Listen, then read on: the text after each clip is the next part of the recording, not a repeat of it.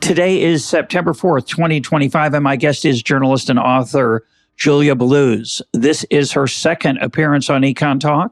She was last here in November of 2018 talking about epidemiology, nutrition, and metabolism. She is the author, along with Kevin Hall, of Food Intelligence, the science of how food both nourishes and harms us, which is our topic for today. Julia, welcome back to EconTalk. It's a pleasure to be here. Thank you. I want to start with the way you start the book, which is The Biggest Loser, the TV show. And your co-author, Kevin Hall, had unusual access to the participants and found some surprising things. And I was surprised as well. So it's actually a beautiful example of what we think of as feedback loops or emergent order in economics. So tell us what happened. Yeah, so Kevin, basically the way Kevin tells it, so he had a postdoc in his lab who was sort of underemployed. This gentleman was never going to be able to publish a paper. And so Kevin was sort of on the lookout for how can I get him many participants in a study really quickly. And he had this guilty obsession with reality TV, and a friend had recommended, hey, you really should check out The Biggest Loser. And for those who don't know, it was basically kind of the extreme televised version of a fat camp. So you put a bunch of people with obesity on this ranch just outside of Malibu, and you make them train and eat kind of a small number of calories, essentially, and see whoever can lose the most weight in this allotted period of time during the season ends up winning this cash prize of, I think it's $250,000. And so there was obviously, like, the show's been criticized for fat shaming and for kind of being, it's almost one of these things where you're like, did that even happen? Like, how was this a thing? But anyway, so Kevin decides to approach the producers of The Biggest Loser and the doctor who is supervising the care of people on this show and ask them, hey, could we enroll the participants in a study and see what's happening inside their bodies while they're doing this kind of hardcore training and dieting? And he was interested in this question of, so first of all, we knew from fasting studies and from studies of essentially starvation that when you reduce the number of calories people are eating, they have this slowdown in their metabolic rate. So we knew that, but we didn't really know what happens when people with obesity and quite severe obesity have this, not only reduce the number of calories they're eating, but also start to ramp up the amount of exercise they're doing. And exercise was really portrayed on the show as this kind of silver bullet. It's the thing that's making these people lose weight. There was a lot of emphasis on the exercise side. So he ends up, long story short, he gets access. He finds a way to do this study, even though where he was working at the time, the National Institutes of Health, at first they didn't want him to have anything to do with the show, but he kind of finds a workaround, and they go out to this ranch near Malibu, and they start to kind of measure just about every thing you could measure on the participants in this show, including their metabolic rate. And they did this throughout this, I think it's season 8 of the show. And what they found was, at the end of season 8, they found that so the surprising thing, what the expectation was, with all the exercise that they're doing and the muscle that they're building, maybe they can stave off this slowdown we see with other people who are on weight loss, who lose weight in starvation studies or in fasting studies. So maybe the muscle that they build is going to mitigate that effect. And they found that that's not true. The people who lost the most weight had the greatest degree of metabolic slowing. So the biggest losers were also having the more than expected slowdown of their metabolisms by the end of the contest. But then the study didn't stop there. 6 years later, they had these contestants fly back to Kevin's lab in Bethesda, and they took all the same measurements again to see what had happened. And then there were more surprising findings. So I think they regained on average 2/3 of their body weight. And despite that, they still had this reduced metabolic rate. And then at that point, the people who had kept off the most weight still had the greatest degree of metabolic slowing. So at both time points, the people who were the biggest losers, they had the most success losing weight, had the most pronounced effect on their metabolic rate. And so it was sort of, not at all what was expected, and it's not at all, I think, as a public, what we would have anticipated. And so the other important thing was on the show, at the end of the contest, they found that the people who had lost the most weight had cut the most calories. So it wasn't about the amount of energy they were expending through exercise. And at the 6-year time point, the people who kept off the most weight were the biggest exercisers. So exercise was great for weight maintenance, but not as good for weight loss, perhaps. The weight loss part of the study really seemed to be the calories that were cut, which wasn't a thing that was emphasized on the show. As a casual observer, this is not scientific, but, I belonged to a gym once. And when you go to the gym, you think it's pretty simple. It's easy to lose weight, eat less, exercise more. And we'll be talking about that in some depth in the course of this conversation because your book deals with it a lot. But the exercise more part seems, if you go to the gym, you see a lot of not so thin people and you think, I hope they just joined.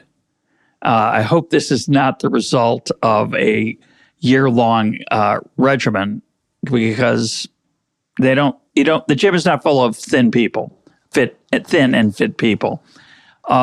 Before we go and dig a little deeper into the Biggest Loser, explain, I know this, we could spend the whole rest of the time on this, but give a brief explanation of what you mean by metabolism or metabolic rate. When you say that the people who lost a lot of weight, their metabolism slowed, what does that mean? So metabolism, there's a researcher that we interviewed for the book, Charlie Brenner, and he says something like metabolism is behind everything we are and everything we do. So it's these chemical reactions, and there are thousands, maybe, I don't know the exact number, maybe it's millions of them that are happening inside our body at any time to build and rebuild us and to power everything that, the waving of my hands, the blinking of my eyes, the beating of my heart. It's behind everything we are and everything we do. And it's taking the breath, the oxygen that we're breathing in and combining it with the food that we eat to power to carry out these metabolic reactions that make us and fuel us. And so when we talk about the metabolic rate, we're talking about how fast is this happening, how this energy transfer, how fast is this happening? So if you lose weight, contrary to popular wisdom, larger bodies have a higher metabolic burn than smaller bodies because the energy needs are greater, right? And so if you lose weight, you'd have some degree of metabolic slowing because your energy needs aren't as great. And when the people on The Biggest Loser had this greater than expected metabolic slowing, so they reduced their body size, but they had even greater, they were burning even fewer calories than you'd expect for their new body size. So that's kind of I don't know if that helped, but that would be kind of a... Let me try to put it in non-scientific terms. And I want to bring out more of the feedback loop, which I think is the most interesting part to me. If you start dieting, meaning if you start reducing your calorie intake in a consistent way, and of course, we're not consistent to start with. Most of us don't eat a fixed amount of calories per day. We have days where we overeat and days where we might miss a meal and so on. But let's say you're at a particular level of calorie intake and you cut your calorie intake and you start losing weight, you assume that relationship is going to be pretty constant, but your body reacts to the fact that it's getting less food, which stinks if you're trying to lose weight. And it says, not much food coming in. Maybe it's a bad winter. Maybe the food supply's down. I better start conserving and converting more of my food into fat. And to all of a sudden, what was working as a diet is suddenly tapering off. And I think that's a reality. And of course, the flip side is also true. When you start overeating, your body reacts inside, and you have no control over it. It's a very unfortunate, frustrating thing when you first experience it, but it's just a fact that your body is a self-regulating system, rather remarkable, extraordinary self-regulating system. And I say one of the nicest things about your book is it really captures the wonder of how extraordinary the human body is in all of its various dimensions. You rhapsodize a little bit about fat, which is not easy, but just this whole systemic equilibrating effect is really quite remarkable. So yeah, when you change, I think what's underappreciated is when you change anything about your lifestyle. So let's say you're sleeping less, you're drinking more, you're exercising more, you're changing the number of calories or the composition of your diet, your body is reacting dynamically. It's not like this static thing where we cut our calories and we lose this fixed number of weight and or fixed amount of weight. And I think this gives lie to a lot of the assumptions that people have made, just cut the Coca-Cola from your diet or cut out the soda, cut out the dessert. And if you do that over the period of a year, you're going to be able to lose whatever it is, X number of pounds. But Kevin and others have done research on this, and they find that, it's not this linear equation, that's dynamic, as you say. Well, let's take sleeping as an example, because it's a perfect example. If you, by a very reasonable but incorrect logic, you could say the following: well, I burn more calories when I'm awake than when I'm asleep because there's more going on. So if I sleep less, I'll lose weight because if I'm awake for 20 hours instead of 17, I'll just burn more calories during those extra 3 hours of being awake, and I'll lose weight. And you don't, because your body says, he's only sleeping 4 hours. He's under some kind of stress, and it could be related to his food supply or his access to food. So I'll just slow down inside a little bit to deal with that. And it's not a weight loss technique, just to be blunt about it. Absolutely. And your appetite shifts. So you might crave foods that are more heavy in carbohydrate and sugar for this kind of quick energy burst or whatever it is, right? So it's complicated what's going on. And I think the more that people can understand that, when we make these changes, that there are these things going on inside our body that do either make it, in many cases, more difficult, or if we make positive changes, they can make maintaining a healthy diet and a healthy body size easier. But one of the fascinating studies on that point that Kevin did, he gave people a diabetes medication that causes them to lose more calories through their urine. So even though the people in the study didn't realize they were kind of shedding energy this way, they ended up compensating for it by eating more. And so it's like this example where they had no idea that they essentially, did the equivalent of cutting out the dessert or the soda, and they over time ended up compensating for that. So it's I think quite fascinating. And we talked recently with Tim Ferriss. I think it was Tim, when we talked about skipping breakfast. And I skip breakfast. I do have a cup of coffee with cream in it, so it's not like I'm not fasting, but in general, I skip, and for most of my life, I've skipped breakfast. And you might think, well, that's the easiest possible way to lose weight. It's even better than cutting out the soda. I just won't have breakfast, and that way I'll lose all kinds of weight over time. And the answer is, of course, no, you won't. You'll eat more at lunch, almost certainly, and dinner combined to make up for that, or even more than that. And then you say to yourself, and this is why I think this is such an extraordinarily interesting and controversial subject, the subject of nutrition, weight loss, and diet, and eating, which is what your book's about. You say to yourself, well, I know that I have this tendency, if I skip breakfast, to eat more at lunch and dinner, so I just won't do that. And that phrase, so I just won't do that, turns out to be remarkably difficult, even though you know that your body's fighting against you. and you can control what your hand has to usually actively put things in your mouth, either directly or with a utensil, saying to yourself, I just won't respond to that. I'll just keep those constant, is incredibly hard. Yeah, it's a tricky thing, and it gets into this debate about like how much free will do we actually have?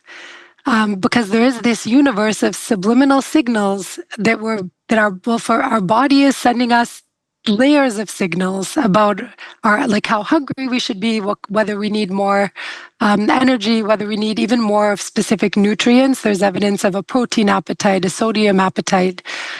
So we have that going on, and then the more frontier science is the food environment is sending our body signals about what and how much we should eat. And this is somehow reaching inside of us and altering, it's reaching like this. It's reaching inside of us and altering our appetite as well. And so, there's a hell of a lot going on, and we have this illusion of control. But I think it's a real example. Did you ever interview on the show Robert Sapolsky? I did.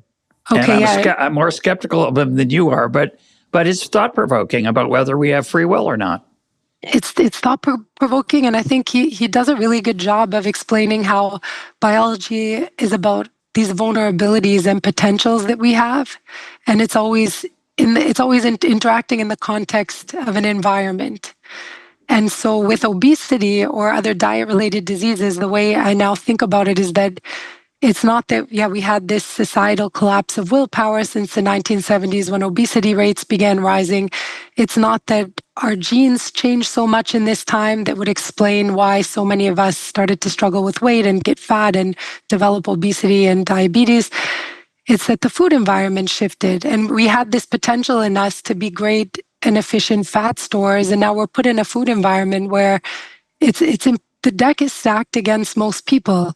When I went into the book, I really thought I was a little bit on the side of the food movement people, like let's say Michael Pollan and others who talk about the need to. He talks about many things, but we just need to cook.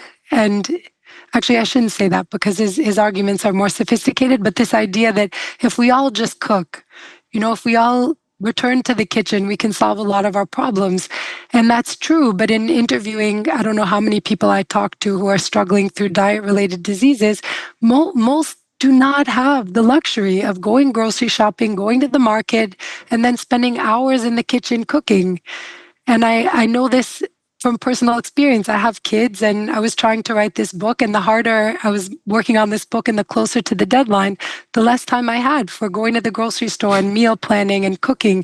It's hours of labor a day. And so it's not a realistic solution for most people, right? So there's a reason that processed foods are popular, and we'll talk we'll get to the topic of processed foods, but that's what Michael Pollan would mean by cooking more. I think it's it's an interesting question. I'm sure people, I know I do, who effortlessly control their weight and eat normally, and God bless them. Tim might be one of them.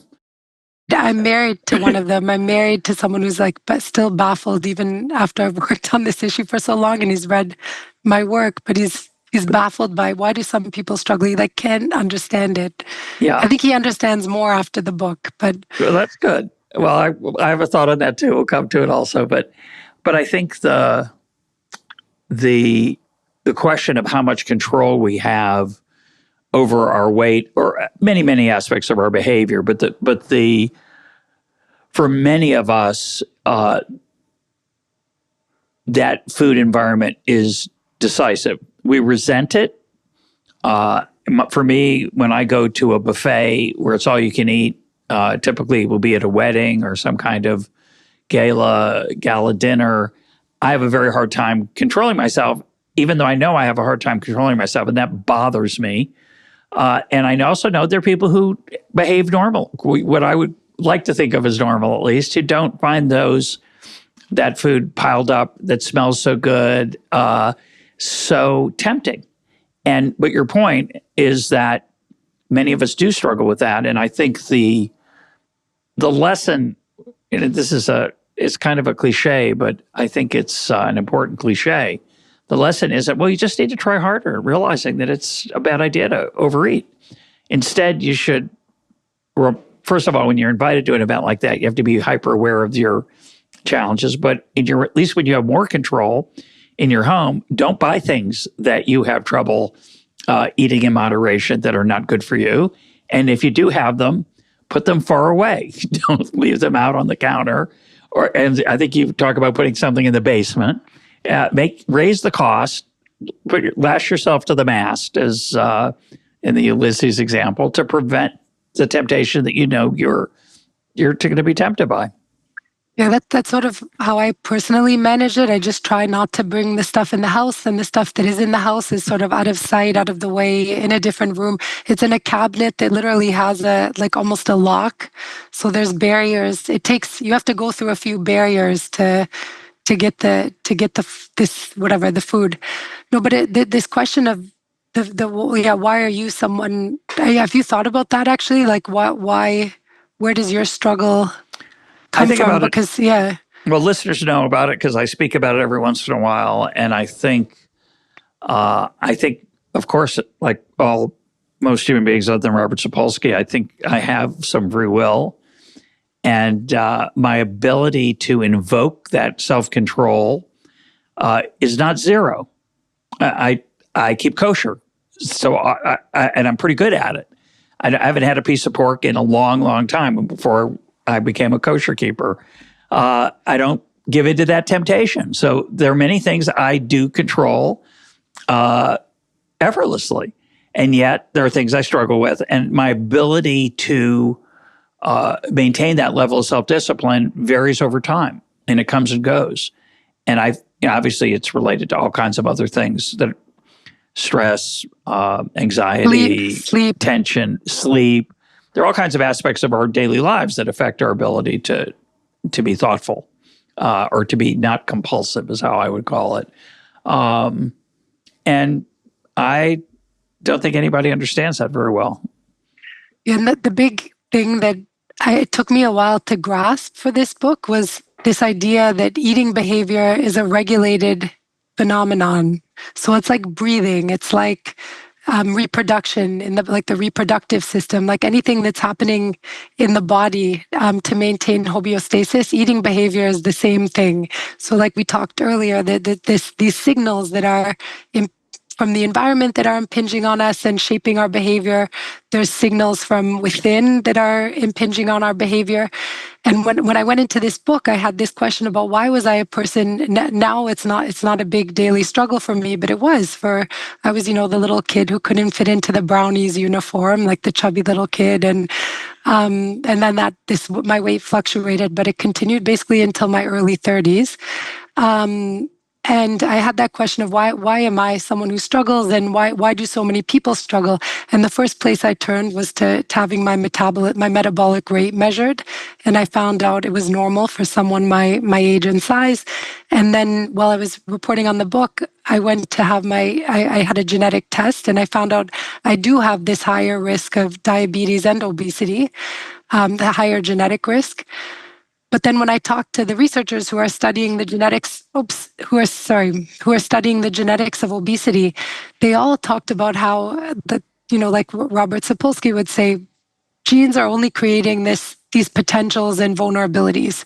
They're not determining whether you're a person who's going to develop a weight problem. So I took this really hard look at my food environment, which is sort of where the science, where the science is now, like the effect sizes of studies of food environments are just massive compared to tweaking, let's say, the macronutrient composition of the diet. And I realized, when I was growing up, we had a house where food was plentiful. My family's Italian. There was always the big, long table for Sunday lunches. And my mom was cooking. I don't even know how she kept it up, but she was cooking for us all the time. But it was also a house filled with ultra-processed foods. So we had the sugary breakfast cereals, Pop-Tarts, any kind of chocolate bar granola things, whatever you want to call them. They're granola bars, health foods, but they're basically chocolate bars. A freezer filled with ice cream, frozen cheesecake, like a candy cupboard. It was like just a bonanza. And I was the kid that, like you described. Like I really had a hard time stopping once I started. And then I went back further and thought about. Sorry, this is. I don't know if this might be more detailed than you want, but it's a podcast, so I guess we can get into some of the details. But I asked my mom, so I have this sweet tooth. So what you describe around food, I have around sweets. I really still find it hard to control.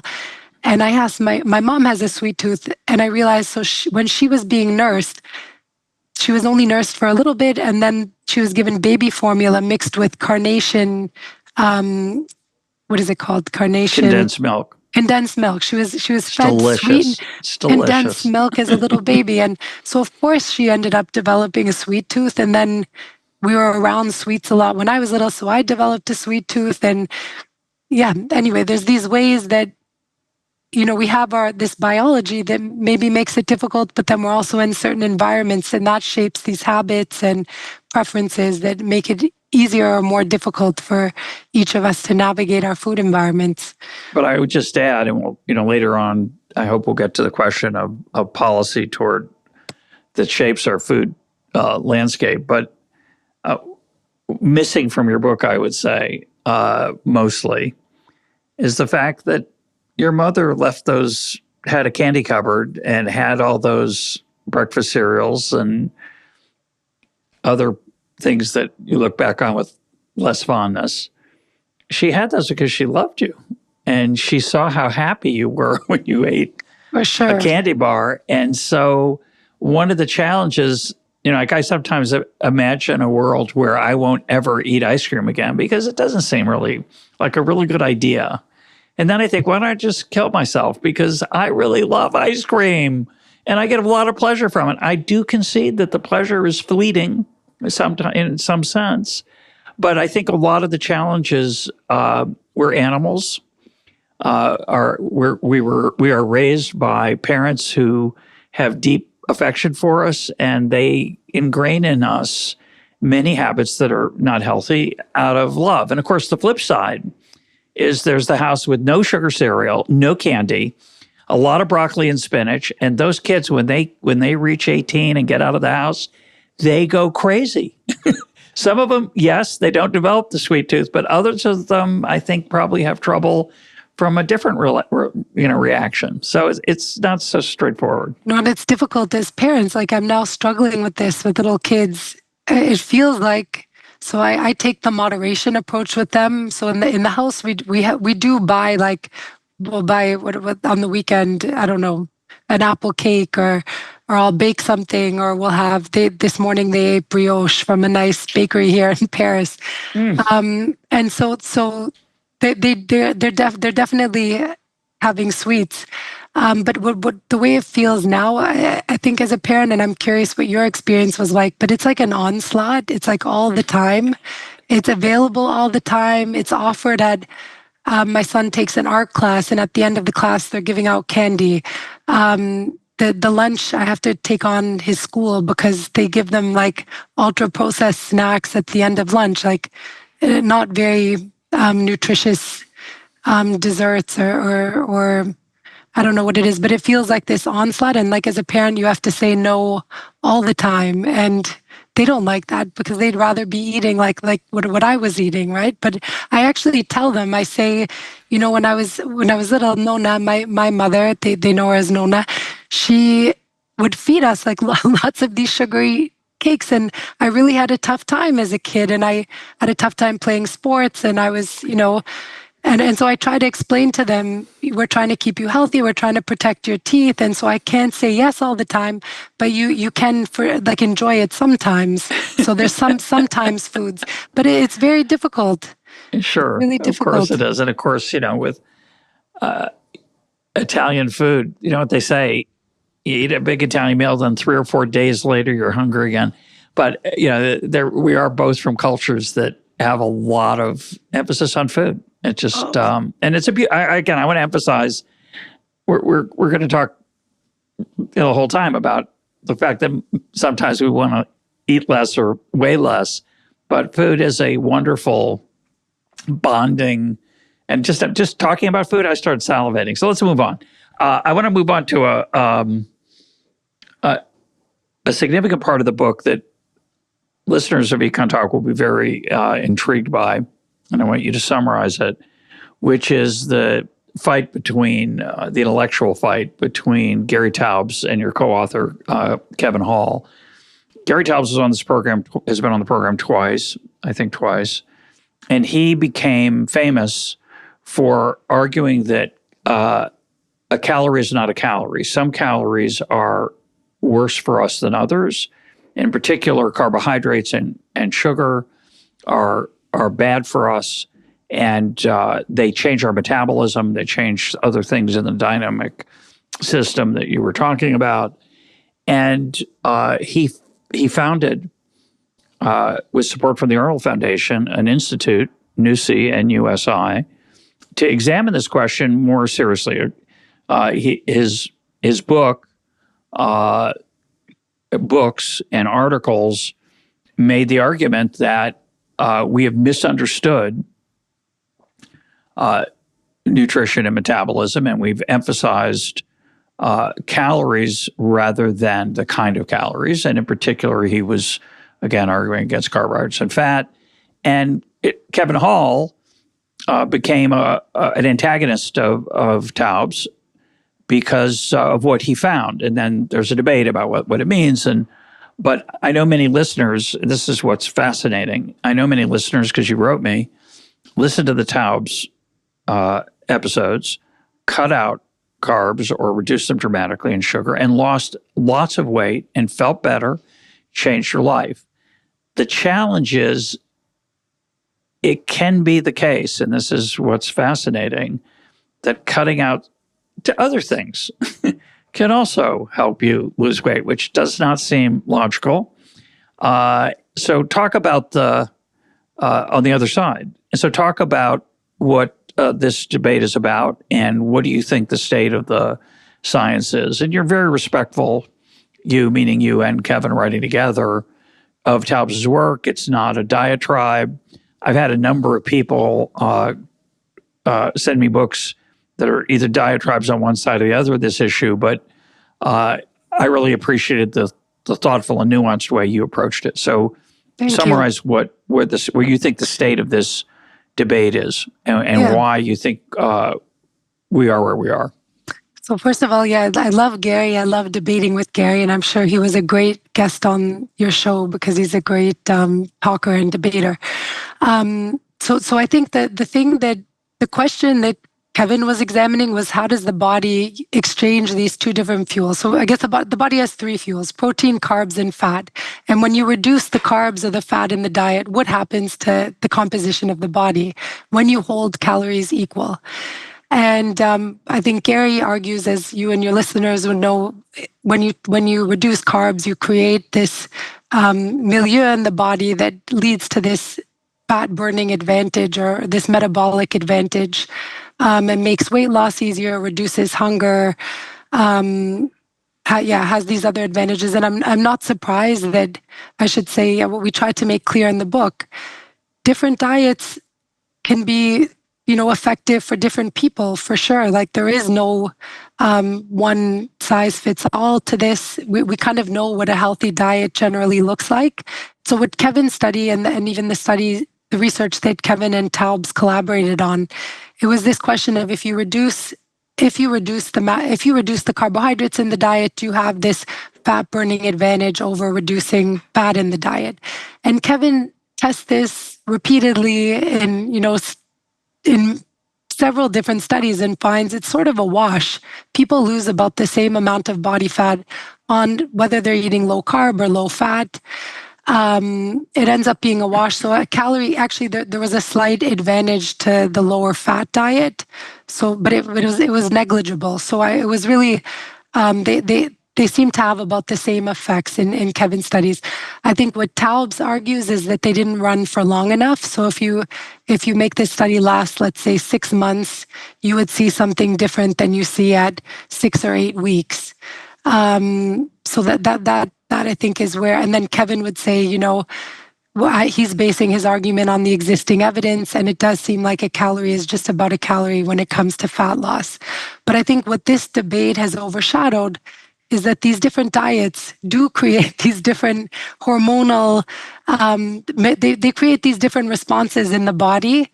They can have different effects on the immune system. That's one frontier of this science. So when you change the macronutrient composition, you have a different immune response. They can be used as treatment for different things. So low carb diets, you probably got into this, have long been used, for example, to treat epilepsy.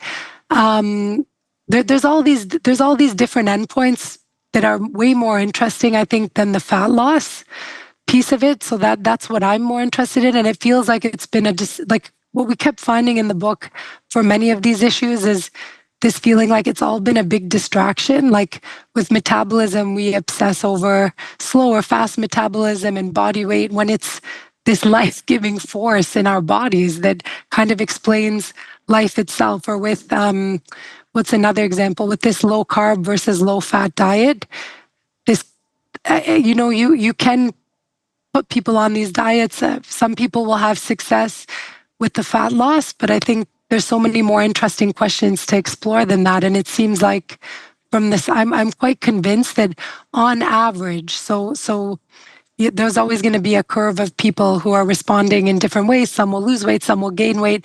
Most people will fall somewhere in between. On average, it's a wash when you reduce the carbs, when you reduce the fat. If you hold the calories the same, on average, it's going to be a wash. But there's all these other things that we can explore by tweaking the composition of diets. And I find those questions a lot more interesting. But if the only thing we care about is weight loss, for me, there's two questions. Question number one is, what's your ability to maintain the regimen?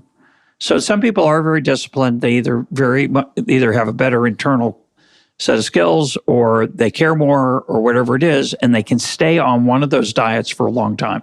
So they can reduce their calories and cut out either carbs or fat, and I think they'll both lose weight, but they can't stay on the regimen is the challenge. So I've done low carb a number of times. When you do low carbs, you lose, and it would turn out, it might be true if I did low fat. You lose a lot of weight, and you feel great. And then there comes a day when there's a plate of French fries in front of you. And not only do you want those French fries more than anything, you put that first French fry in your mouth and your body goes crazy. It says, I haven't had one of these in about 6 weeks, and I really miss them. And you find it extremely hard, to come back to our earlier point about willpower, you find it extremely hard not to eat a lot of them. And I suspect your body reacts to them differently than it does if you're eating them occasionally now and then along the way. And so I cannot maintain, plus I have a social life. I'm married. My wife likes to make different food. If I said to her, from now on, we're going paleo, I don't think she'd divorce me, but it would be challenging. And I go to other people's houses, and I don't want to tell them I keep these certain rules because it's not life-threatening in the moment. And I think, so for me, while a low-carb diet is very powerful in helping me lose weight, it's a short-run phenomenon. If I have to fit into a suit 6 weeks from now, it's not a bad way to go.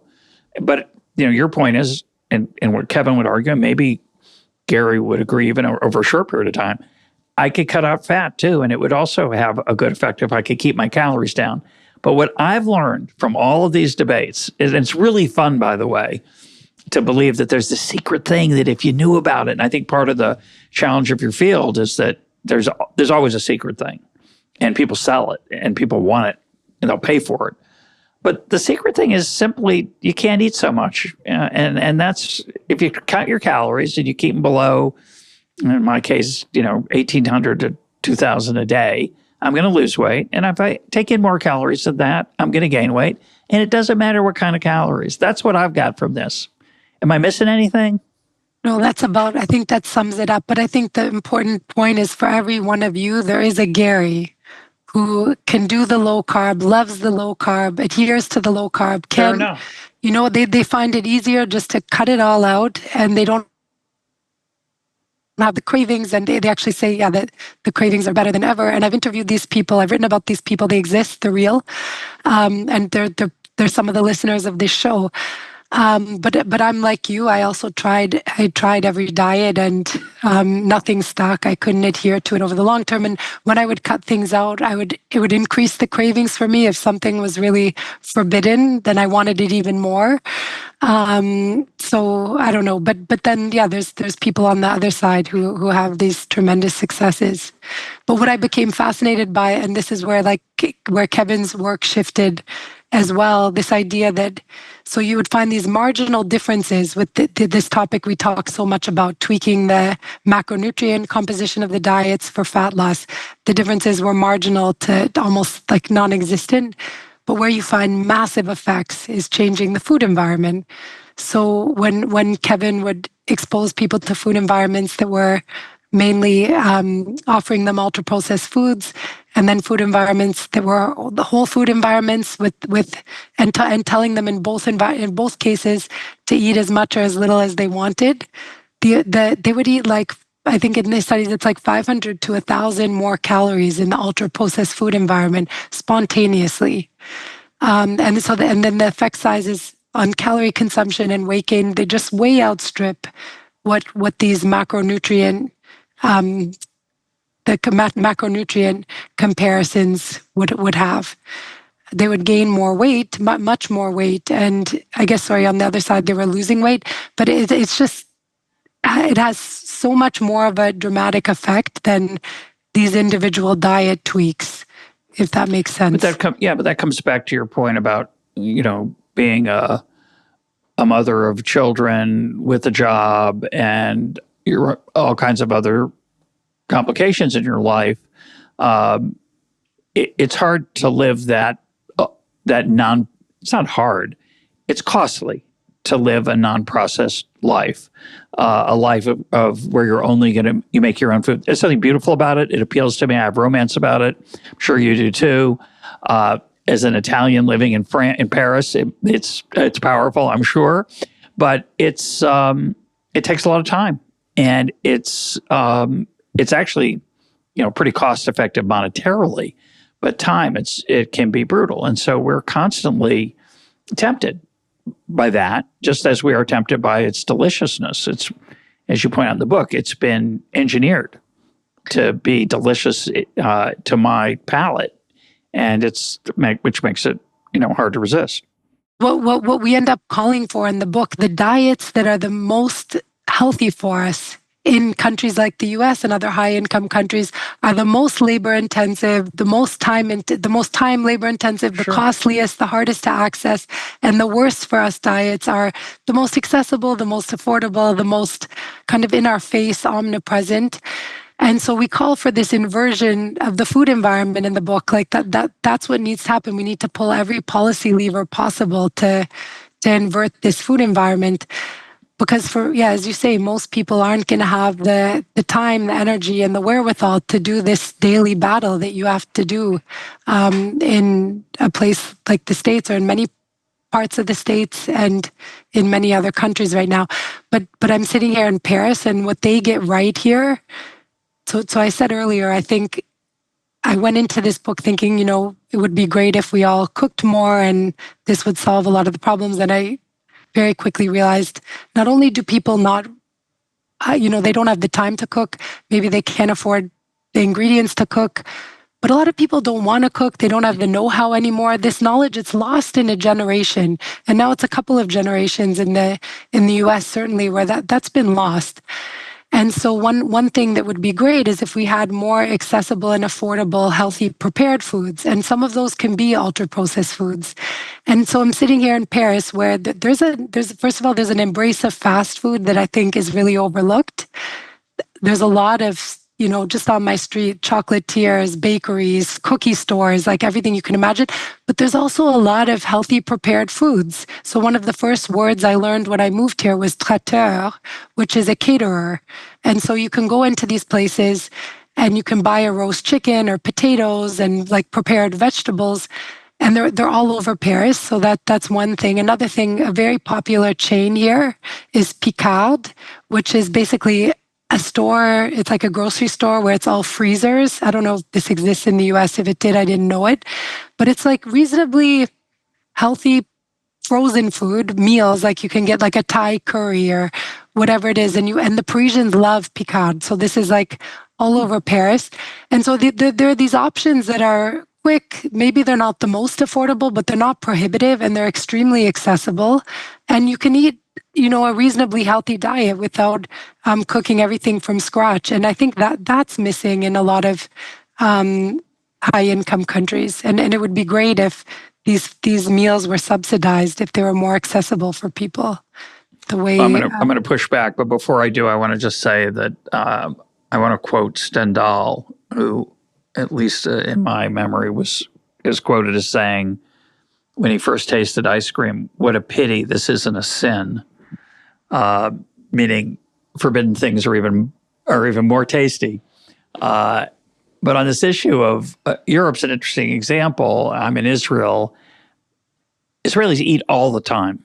They're eating, you see them on Friday mornings. Friday's the first day of the weekend here. Saturday is the second day, Shabbat. So on Friday in an Israeli cafe, people are eating, and they're eating all day long. It feels like they're eating at 2:00 in the afternoon. They're eating at 4:00, and at night in Tel Aviv, you can go to a lot of places are open at midnight, and people are eating large meals. They're not like having a little snack. And there aren't that many overweight people here when you walk around. The same is true of Italy. I love Italy. I've spent a lot of time there recently. There's Julia, I actually think Italy's underrated. As great as it is, I think it's even greater than people think. People in Italy, they eat all these carbs. They're eating tons of pasta, gelato, sugar, pizza. There aren't, obviously there are overweight people in Italy, there are overweight people in Israel. But on average, you walk around on the streets, they're thinner than they are in Israel and in Italy and in France than they are in the United States. Now, one of the reasons for that, which is not much discussed in your book, but it's implicit, is the United States a very wealthy country on average. Yes, some poor people have challenges and it causes them to eat food that's not healthy for them and fattening. But on average, Americans are wealthier and have a higher standard of living than many European countries, many Europeans. And as a result, they can afford food, and food is cheap in the United States. America's capitalism, for better or for worse, is really good at giving people what they want. So in the restaurants, the servings are large. It doesn't matter whether, as we're making the point, whether it's pasta or not. Whereas in Italy, they're smaller. And I think there's a whole bunch of reasons. If you Google this on the web, you'll find a lot of different theories. Most of them are probably wrong. But it's a number of factors. But the simplest answer that economists give, and their papers written on, is that the reason we've gotten fatter is that we're really good at producing food in restaurants and in farms. And so it's really inexpensive. And when things are inexpensive, people buy more of them.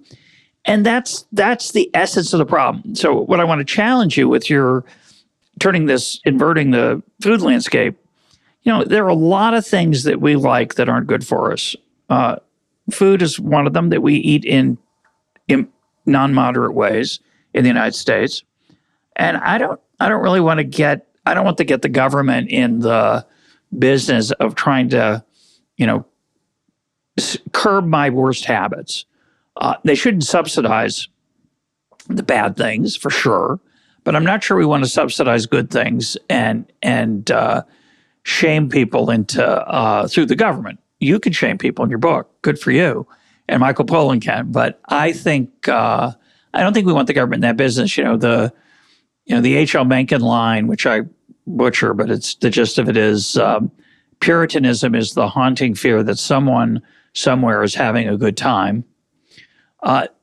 that's America. They're having a really good time. They're eating a lot of sugar cereals and because they're relatively inexpensive, and they're eating a ton of pizza, and a lot of it's processed on top of the fact that it's a lot of calories. It's capitalism gives us what we want. And yeah, we struggle with what we want sometimes because it's not always good for us. But do you really want the government to decide what we should do? Okay, so I'm going to give you an analogy, but first on this comparison with Europe and the US, I think like one important aspect of food environments is culture, right? And so there are very strong cultural mores in France and Italy, I'm sure in Israel as well, about when you eat, how you eat, what is eating, what does it mean to sit down at a meal with your family and friends. You're not like going through a drive-through and buying like a Big Mac and fries and eating it, while you're driving back to work or whatever it is, right? So they're these strong, and the Michael Moss Salt Sugar Fat book is a great exploration of how the food industry created American or whatever was there, but it recreated American food culture in terms of portion sizes, constantly eating, snacking. They went after women who are entering the workforce with these convenience foods and sort of pushed it on families. And not only pushed it, families wanted them, right? Like who was doing one of the big changes we don't talk a lot about, but the reason we don't cook as much as we did in the past is because women went to work. This is like a massive cultural shift that changed how we eat and what we eat. And okay, so the food culture is so important. But what I now appreciate, especially living here, it's not like the food culture has been helped by government policy. So, for example, in France, I need to explore this more, but my understanding that there's a limitation on how big the supermarkets can be to preserve the culture of fresh food markets. And when you think about what do you buy at the supermarket that you can't get at a fresh food market, it's all the crap, right? It's all the junk. It's all, and so there is this tradition of fresh food markets. I don't know if all this healthy prepared foods I was talking about is subsidized in any way. I don't know if that's more cultural, that people just have that. But they also love fast food here, so that's a conundrum. But okay, so they have policies like that. They have policies on certainly like walkability and active transportation versus car use. They have policies on feeding kids sustainable, healthy food at public school lunches. So that's a real thing. There's all these little, levers that they pull to. And I think that now I think this is discontinued, but one of the reasons France had this historically low obesity rate was related to teaching people cooking was part of school curricula. But yeah, we've talked about the cultural and social changes that have made it certainly more difficult for people to cook. But I think all these things sort of create these environments that maybe nudge people in one direction versus another. So the analogy I wanted to try on you is this idea that Americans have been exposed to the equivalent of a release of a toxin from an industrial plant. And we're telling people, take personal responsibility. Wear continuous glucose monitors, put on a wearable, that's going to help you with the toxin. Go get advice from your doctor on how to take personal responsibility for this toxic waste that has been imposed on you by your environment. That's what we're doing with the food environment. I think actually we need as citizens to demand that we're protected from the kind of toxins that have become ubiquitous in our environment, in our food. So I think that's what, I don't think we can expect that personal responsibility is going to move the needle. It hasn't until now. Well, I don't like the analogy. The conclusion I can't disagree with, although we'll close with something related to personal responsibility. But I think my thought on that analogy is the following. The dose makes the poison, meaning most chemicals and most things that we ingest, in small amounts can actually be good for us, and in large amounts can be poison. But in small amounts, they're fine. And we're talking about food. So the first thought is that it's not a toxin. It's actually the opposite. It's a life-giving, life-enhancing activity, eating. And not sure I want, well, I know I don't want the government involved in it in the kind of ways that I think maybe you and Kevin would. But I think the other challenge is, the reason that it's not appealing to me is that there's always a temptation to assume that, well, the government only controls the really toxic parts of eating, the ultra-processed foods and the really unhealthy things, the sugary cereals and those kind of things. Again, forgetting the fact that it can be, for some people, an important joy of childhood, and I'm somewhat agnostic about interfering. Well, I'm very against interfering with it. I'm agnostic about whether it's literally a bad thing or not, a toxin, although I do see its dangers. But let's say it decides that those frozen things that you like, that's not good either. And more importantly, the groceries that are being hurt economically, financially by the frozen food folks are going to argue that the frozen thing's a toxin. And so that's a Pandora's box for me. I know reasonable people can disagree about that, but that's the main reason I think we shouldn't go in that direction. Now, what's the alternative? Leaving it to personal responsibility, I understand, is not going to do so well. So I concede that too.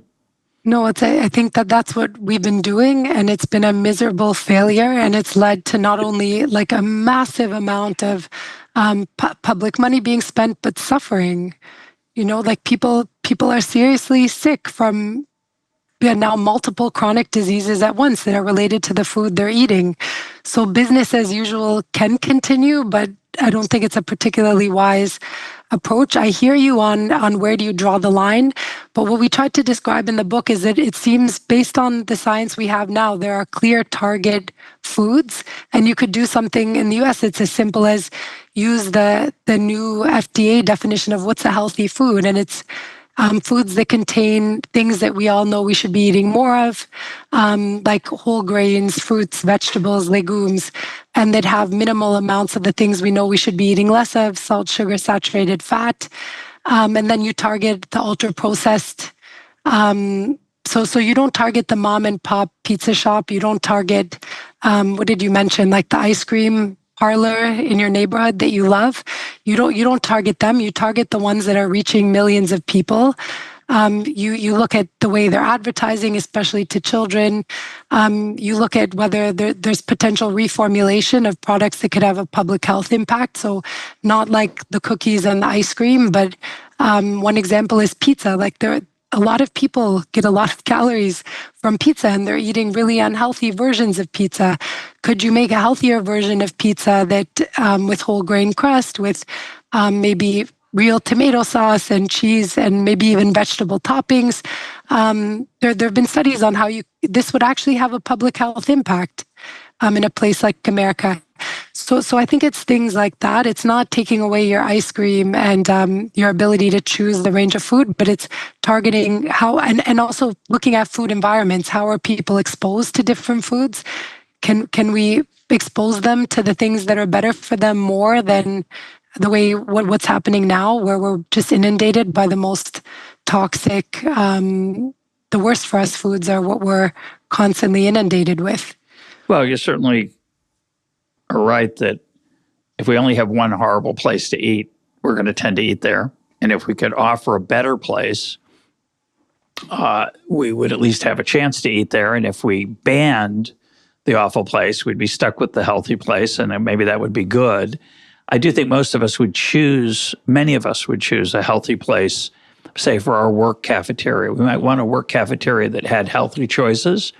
And again, that's a Ulysses Sirens temptation. You bind yourself to the mast, and maybe you'd walk by the unhealthy place and smell it, but you'd enjoy it vicariously. But let's close with two things. One is, we didn't talk about Ozempic. Your book, I think, has GLP-1 in it, maybe once, maybe twice. But Ozempic is one way that I'm not sure it's a good thing or not, but if it actually works without extensive side effects and it does persist, we had Eric Topol on And at that point, when I interviewed him, people were very unsure that any of its benefits would persist. Now there's some evidence that the weight loss from Ozempic does persist even when you go off it. But it seems the other thing to me, and I just, this always is going to appeal to me, even if it's imperfect, is you confess that writing the book gave you a little more impetus in making healthy choices. Reading the book also, of course, helps that way. It reminds you of where you struggle, and it reminds you of why it's important. And I don't want to suggest that every person needs to write a book on weight loss if we're going to have a thin country, or every person at least needs to read a book, even though the effects are probably smaller. But there are ways. And of course, you're writing a book is one way that you've made a difference, we hope. And we know it made a difference in you, but I think it'll probably go beyond that. So respond to that and to give me your thoughts. Yeah, I spoke to one researcher who is she's studying in detail the chemical additives, in food additives, so the flavors, the colors, like all these things that have been added to the food supply to make the ultra-processed foods. And I asked her, how did you change your diet? Or how, are there things you avoid knowing what you know about some of the toxic effects of some of these additives? And she said, I don't want to change. I don't want to suggest anything that most people can't do. I want to change the system so that for the larger, for the majority, people can make better choices for themselves and their families. And I think that's what we're hoping to do with the book. Like certainly, there are things now I do for myself and my kids, knowing what I know now after researching this book that I wasn't doing before. But do I think most people can do them? Maybe most of your listeners, I'm not sure. But where we know that where the struggle is most acute, it's not, it's the people who are the most exposed to, I know you hate this word, but the toxic food environment and who have the least ability to protect themselves. And so I hope that, and the dream would be that some of the evidence that we put together can help people change the systems that they're part of, even in a small way.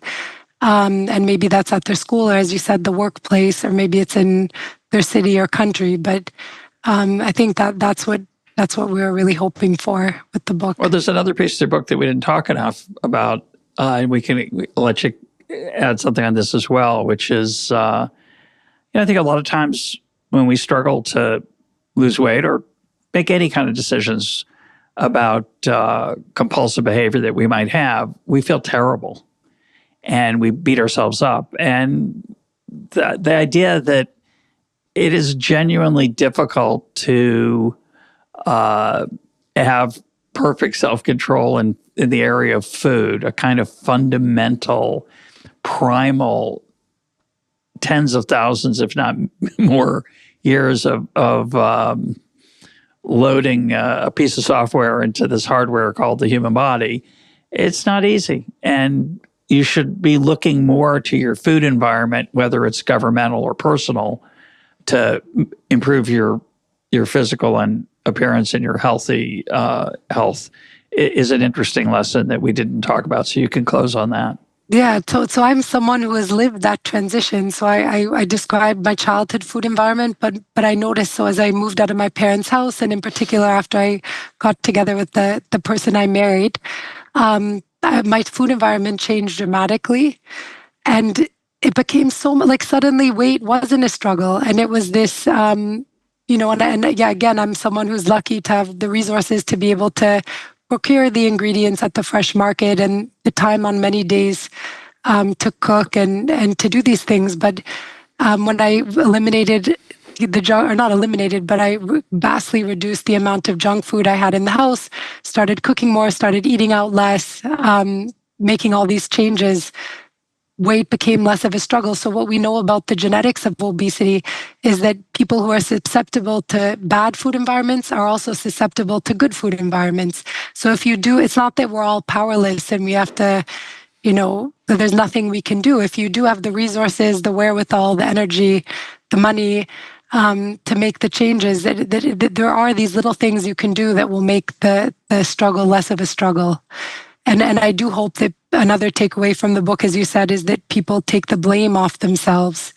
That we know now there's very clear science that it wasn't us. It was the food environment that changed dramatically in this time that obesity surged. And that's made it really, really difficult for people to maintain a healthy body weight. And so I hope, that people really internalize that and take that away from the book as well. My guest today has been Julia Belluz. That's Belluz, Belluz. Her book, co-authored with Kevin Hall, is Food Intelligence. Julia, thanks for being part of EconTalk. Thank you so much, Russ.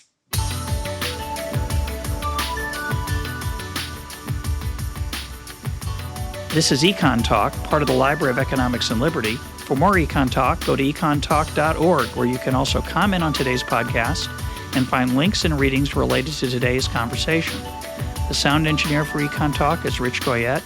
I'm your host, Russ Roberts. Thanks for listening. Talk to you on Monday.